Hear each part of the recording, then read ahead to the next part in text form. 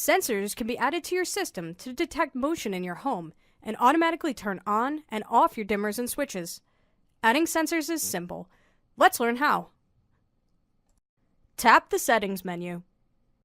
Tap Add Device. Tap Occupancy or Vacancy Sensor. Press and hold the light bulb icon on your sensor until the LED on the lens blinks quickly.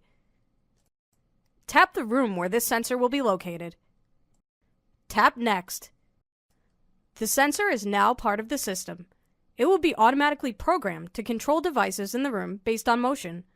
By default, the sensor controls all of the lighting controls in the room that it is added to. Using the Lutron app, you can customize settings and choose which devices in the room will be affected by the sensor and adjust the occupied and unoccupied levels for each.